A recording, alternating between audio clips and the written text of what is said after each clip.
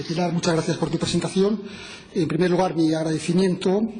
a los organizadores de estas jornadas y también de una manera particular mi reconocimiento a la Asociación de Víctimas del Terrorismo, a la que tengo en alta estima y un gran aprecio, ¿no? Me corresponde abrir el fuego esta tarde, que es una responsabilidad importante por diversos motivos, ¿no? En primer lugar, porque tengo que intentar atraer su atención después del almuerzo, cosa que no es fácil. En segundo lugar, porque tengo también a mi izquierda, y voy a hablar antes del general Ballesteros, que para mí es una referencia y un auténtico maestro en temas de relaciones internacionales y de conflictos. Y, en tercer lugar, porque me corresponde hablar sobre un tema que es el terrorismo de carácter yihadista en un área como es el norte de África, llamémosle así, fundamentalmente en toda la zona del África occidental, del Sahel, que es donde me voy a centrar durante los próximos minutos, en los cuales todos somos conscientes o de alguna manera intuimos que las cosas que allí afectan a un país en particular, al nuestro, a España, pues tiene una repercusión importante sobre nuestra seguridad, ¿no? Y creo que las conferencias de esta mañana, varios de los ponentes lo han expresado de una manera muy brillante, ¿no? Hechos, fenómenos, procesos que van ocurriendo al otro lado del Mediterráneo, tarde o temprano, termina repercutiendo sobre nuestra propia seguridad, ¿no? Y así se reconocen también en casi todos nuestros documentos de seguridad, ¿no? Si miramos las dos últimas estrategias, la aprobada por el anterior gobierno del Partido Socialista y la actual del gobierno del señor Rajoy, pues ambas se reconocen toda la zona del Sahel, la zona del Magreb, como zonas de interés prioritario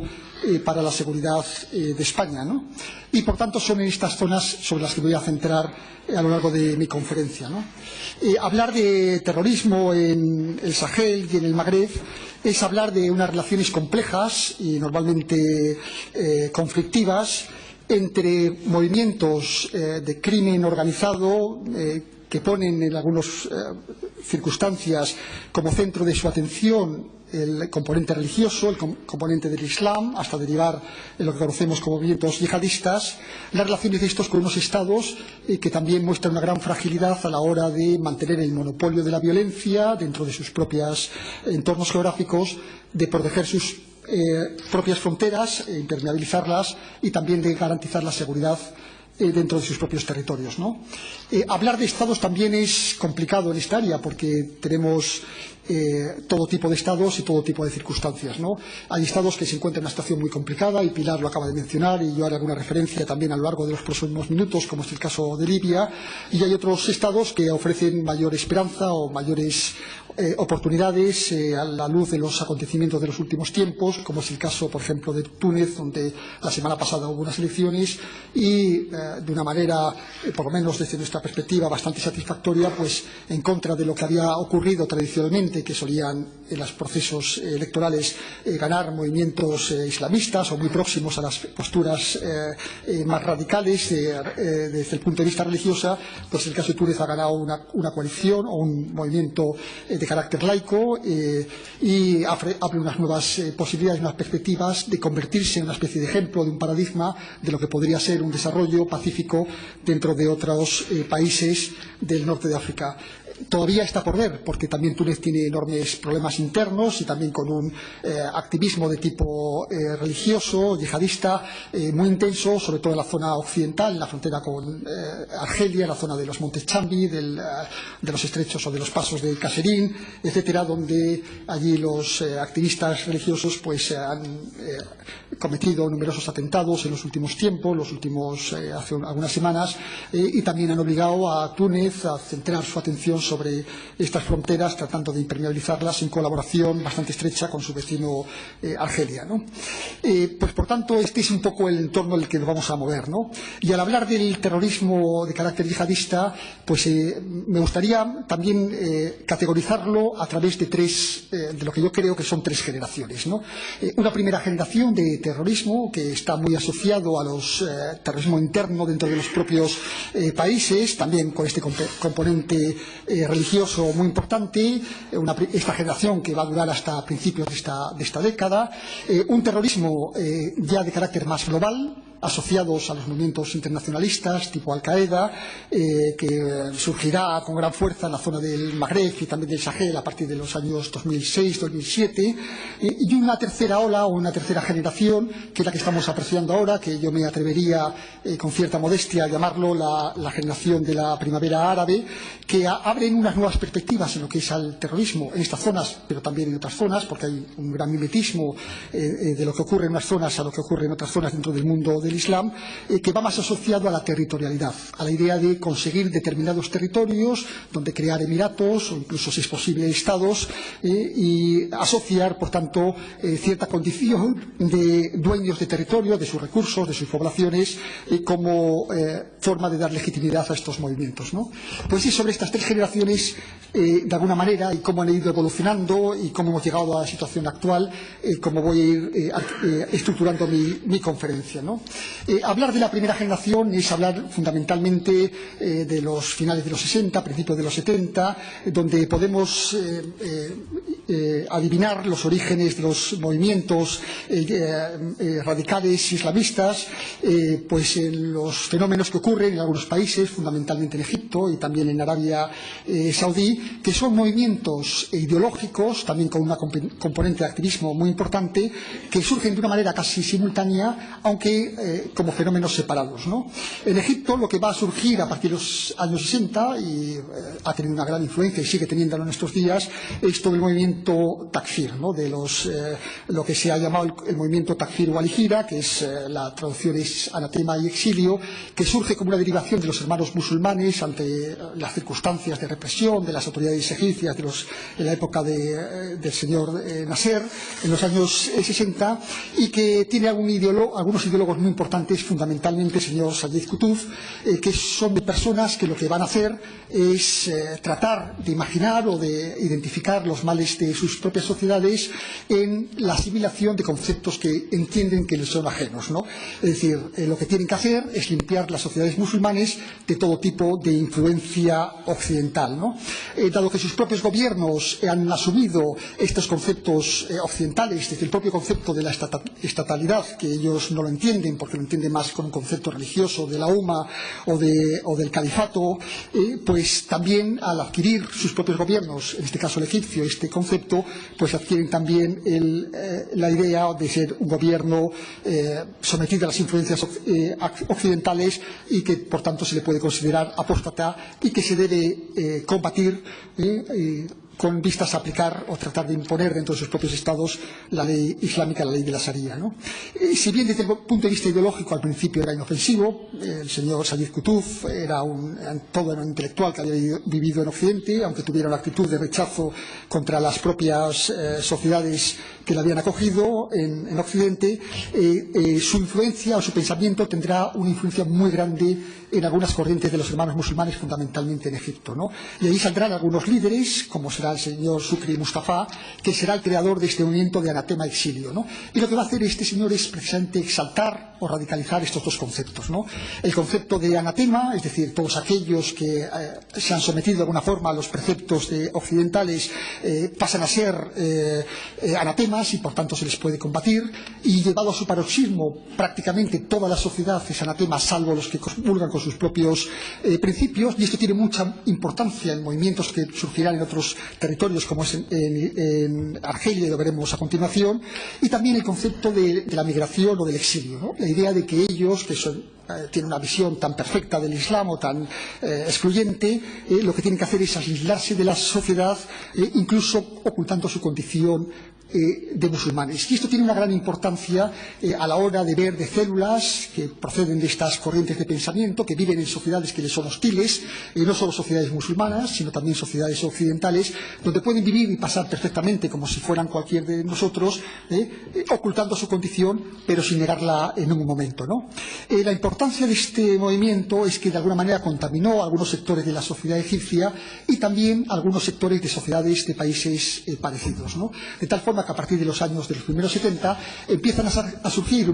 algunos movimientos de carácter radical que con el nombre de grupos islámicos combatientes van a aparecer en países como Marruecos, con países como Libia, como como Túnez, y de una manera también particular, con algunas características propias, en Argelia, ¿no? Pero quizá también lo más importante es el concepto de oportunidad, y esto quizá también intentaré profundizar a lo largo de esta exposición, ¿no? Cuando surgen estos movimientos, se expanden por sociedades, pero siempre con un carácter muy local, son movimientos muy internos, donde están relativamente controlados por las estructuras policiales y las estructuras de seguridad de los países en los que se asientan, pero surge una nueva oportunidad con la guerra de Afganistán en los años 80, ¿no? Y a través de estos movimientos se canalizan un montón de árabes magrebíes, norteafricanos, que acuden a la llamada del Islam, a la llamada de la yihad, en territorio donde los infieles, en este caso los soviéticos, habían plantado sus tropas. Y, por tanto, durante los años 60, más de 20.000 combatientes procedentes de estos países, de los países del norte de África, incluidos 2.000 argelinos, van a acudir a la llamada del Islam en Argelia. Tiene una importancia muy grande porque quizás sirva un precedente lo que ocurre en Afganistán en los años 80 para intentar anticipar lo que puede ocurrir, pues no sé, dentro de unos años, cuando se repita un fenómeno parecido en escenarios bélicos distintos, pero con repercusiones quizá análogas, ¿no? Por una parte tenemos este movimiento, el del movimiento Takfir, y luego hay otro movimiento que va a surgir en Arabia Saudí, ¿no? Y que va a aparecer como una derivación del wahabismo salafista a partir de los años 90, concretamente a partir del año 90-91, donde sectores de la población saudí o de la población de la península arábiga protestan de alguna manera contra la presencia de lo que ellos consideran cruzados, que son tropas internacionales, fundamentalmente musulmanas, en las tierras sagradas del Islam, ¿no? Y surge, por tanto, este movimiento, que se conoce como el yihadismo combatiente o el yihadismo salafista, de una manera muy activa en las tierras de Arabia Saudí, ¿no? Su principal ideólogo en los años 90 será Abu Qatada, que todavía vive en el exilio en Londres, y lo hemos visto en algunas de una manera muy activa en la prensa también en los últimos tiempos, todavía proclamando la llamada de la yihad, pero este va a ser uno de los grandes ideólogos. Quizá la mayor importancia que tienen estos dos movimientos es que van a confluir también la parte egipcia de los takfiríes con la parte árabe de los salafistas en Afganistán, y van a confluir a través de dos personas que son personas clave. Por una parte me estoy refiriendo al señor al-Zawahiri, que es el ideólogo del movimiento Takfir, que acude a la llamada del Islam allí a Afganistán, y por otra parte por el señor Osama Bin Laden. La confluencia de estos dos movimientos serán los que producirán la corriente o el grupo que hemos conocido tan activo en estas décadas pasadas o en estos años pasados de Al-Qaeda, ¿no? Cuando termina la guerra de Afganistán en el año 88, nos encontramos con una situación donde hay miles de combatientes procedentes del norte de África, también de las tierras árabes del Medio Oriente, pero me centro fundamentalmente en el norte de África, que es el objeto de mi conferencia, que se han quedado sin trabajo, que tienen por una parte, de alguna manera, un componente de euforia, han sido capaces de batir, de vencer a una de las grandes superpotencias de la Guerra Fría, como es la Unión Soviética, y por tanto tienen la euforia de los vencedores en una mano, y en otra mano llevan la espada del Islam, ¿no? Y estas personas que vuelven a su tierra, pues vuelven con este componente muy importante, ¿no? Un componente ideológico fundamental, y también metidos dentro, o encuadrados de alguna manera dentro de una organización que permanece activa, como es la organización Al-Qaeda, dispuestos a repetir en sus tierras de origen lo que han conseguido con tanto éxito en la tierra de Afganistán, ¿no? Y se va a diseñar así una primera estrategia de estos movimientos que van a aplicar en sus países nativos, que es la estrategia de la yihad orientada en tres direcciones: combatir los regímenes en los que se mueven las sociedades que ellos entienden corruptas, a través de tres líneas de acción. Por una parte, hay que actuar sobre las estructuras políticas, sobre los gobiernos, los parlamentos, los órganos de seguridad, etcétera, que sustentan a esos regímenes. destruir de alguna manera los símbolos del poder. Por otra parte, hay que paralizar la vida económica, hay que actuar sobre todas las infraestructuras básicas que permiten la subsistencia de esos regímenes. Y me estoy hablando de infraestructuras tan críticas como puede ser, por ejemplo, en estas tierras, de recursos energéticos importantes, atacando las instalaciones petrolíferas, gasísticas, etcétera, ¿no? Y sobre todo, y esto quizá también es muy importante y lo diferencia, es buscar la separación entre el poder político y la estructura social, a través de la eliminación física, no solo intelectual, sino también física, de todos los elementos que sirven de unión entre el poder y la sociedad. Me estoy refiriendo a todas esas élites sociales que surgen de una manera en cualquier sociedad y que están de alguna manera aproximadas o próximas al poder político. Nos referimos fundamentalmente, por ejemplo, a los periodistas, nos referimos también a los intelectuales, a los profesores. Hay que eliminarlos físicamente como forma de llevar a cabo su estrategia, ¿no? De esta primera generación de terroristas que vuelven a sus países de origen, quizá la parte que tuvo más éxito fueron los que volvieron a Argelia. En otros territorios, como son Marruecos o en Libia o en Túnez o incluso en el propio Egipto, las estructuras de seguridad fueron capaces de controlarlo. Y estos territorios eran utilizados más que como zonas de operaciones activas, como zonas de retaguardia para recomponer sus propias estructuras y de tránsito y apoyo a donde se va a centrar todo este movimiento yihadista de gran virulencia, que va a ser en Argelia. Y en Argelia, estos yihadistas que vuelven se van a poner a la cabeza de la manifestación, si me permiten esta expresión, de un movimiento social de carácter prerevolucionario que ha surgido en este país a finales de los años 80,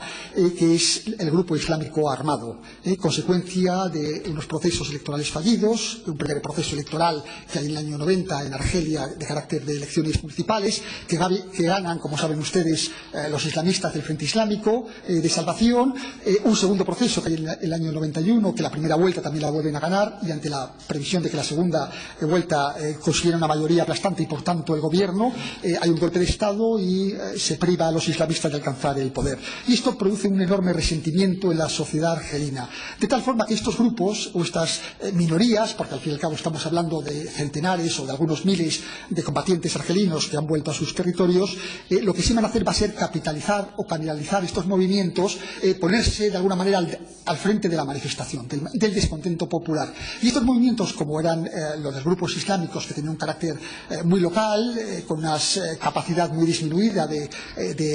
quebrar el Estado argelino, con la llegada de los refuerzos de estas personas experimentadas, combativas, muy motivadas desde el punto de vista ideológico y también muy preparadas desde el punto de vista activista, porque lo habían ensayado en Afganistán,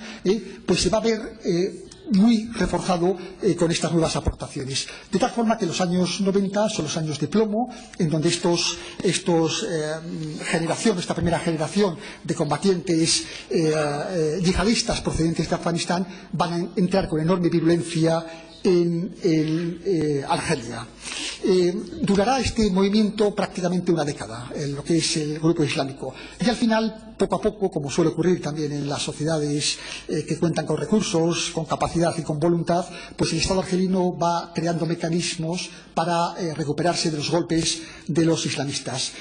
Mecanismos de enorme dureza. Estamos hablando de una guerra que en poco más de una década va a costar a Argelia, un país que entonces estamos hablando en torno a los 25 millones de habitantes, le va a costar entre 100 y 200.000 muertos, que es un número bastante grande, ¿no? Y además localizado en unas zonas del país, que es el norte, fundamentalmente la zona de la Kabilia, al este de Argel, que es donde van a cometer la mayor parte de sus actos terroristas, ¿no?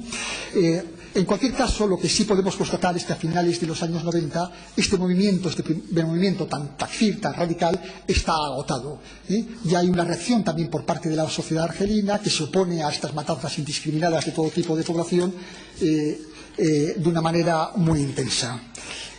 Lo que va a surgir a partir de entonces va a ser la derivación de este movimiento radical del Shia hacia unas versiones más moderadas, que son los salafistas, moderadas entre comillas, que lo que van a centrarse va a ser también en la destrucción de las estructuras políticas sin atacar a la sociedad.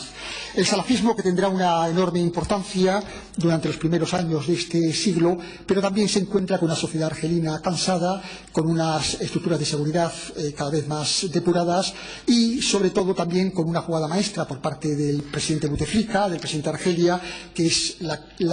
promulgación de una amnistía en el año 2005, una carta de la reconciliación y de la paz,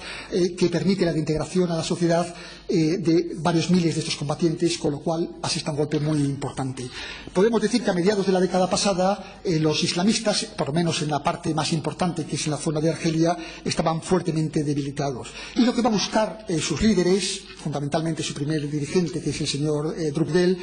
va a ser cambiar de estrategia. Y lo que va a hacer va a ser derivar su centro de gravedad, que entonces estaba en Argelia, hacia la zona del Sáhara, hacia la zona del Sahel.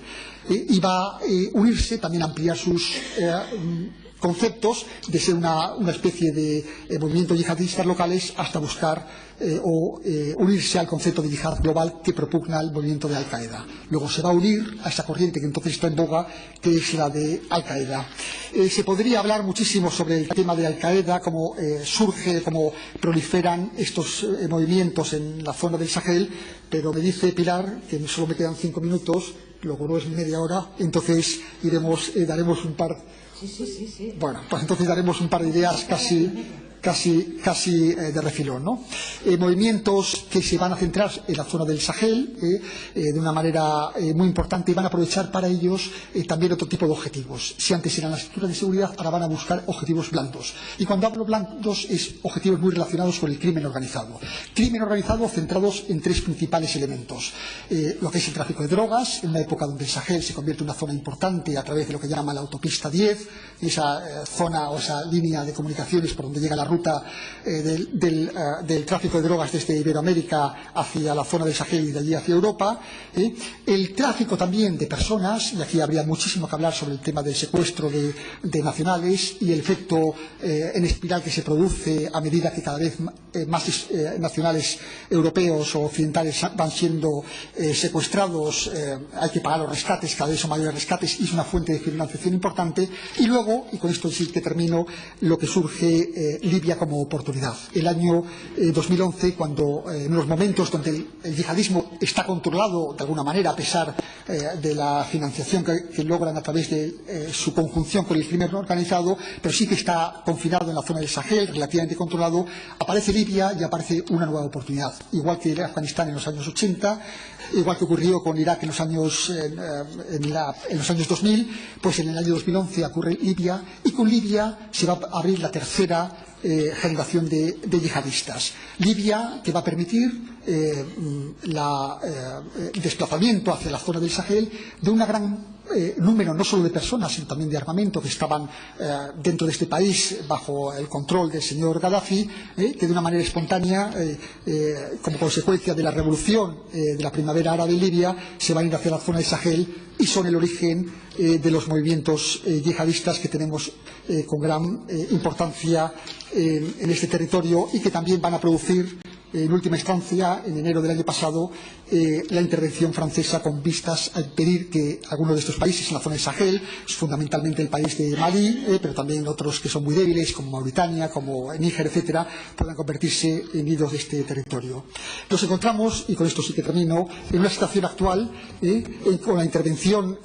francesa en la operación Serval a principios del año pasado, in extremis, que impiden la captura de la capital de Bamako, de Malí, rechazan a los movimientos yihadistas, a todos los movimientos de Al-Qaeda en el Magreb islámico hacia el norte, y estos van a encontrar una zona de refugio y de oportunidad, sobre todo en la zona sur de Libia, en la zona de Fezzan, en la región de Fezzan, que se ha convertido en una especie de isla de las tortugas, si me permiten la metáfora, donde no controla nadie, donde estos movimientos se mueven hacia sus anchas. Mientras, con el resto de los grupos, se podría decir que el movimiento de Al-Qaeda ha sufrido un golpe muy importante por parte de la intervención francesa. Gran parte de sus cativas han sido desarticuladas, y además la más importante, la del señor Mokhtar Belmokhtar, no ha combatido contra los franceses, en última instancia ha visto, es una persona que conoce muy bien el entorno, en lo que le podía pasar, se ha retirado a tiempo, se ha ido también hacia la zona del interior de Libia, hacia la zona sur, se ha unido también con algunos grupos oportunistas, como son el Diyao, el Movimiento para la Unicidad y la Yihad en África Occidental, y han creado un movimiento nuevo que es el movimiento almorabitun, lo que nosotros en España conocemos como los almorávides, con una idea también territorial, la idea de controlar o de poseer o dominar una zona del Islam. Luego estamos en estos momentos en unas circunstancias donde nos encontramos con una Al-Qaeda en el Magreb Islámico muy debilitada, que está buscando reorganizarse, buscando nuevos combatientes, fundamentalmente ya no tanto entre los argelinos, que parece que esa fuente está un poco agotada, sino sobre todo entre los combatientes libios de la zona de la Cirenaica y también entre los propios combatientes sahelianos.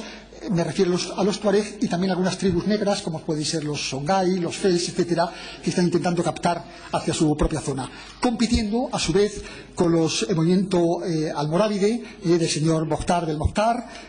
por la primacía en la zona del Sahel y en la zona del Magreb, ¿no? El interrogante es cuál de estas dos corrientes en esta zona del Sahel podrá triunfar en los próximos años con respecto a la otra, ¿no? Es un interrogante que ocurre en esta zona, igual que ocurre en otras zonas, como probablemente explicará el general Ballesteros a continuación, ¿no? Y con esta conclusión final de la situación en la que nos encontramos, de pugna por dos corrientes muy importantes y de situación de inestabilidad, y con la oportunidad que tenemos en la fase de diálogo o de preguntas, de profundizar en algunos de los estados, pues doy por terminada mi conclusión. Muchas gracias.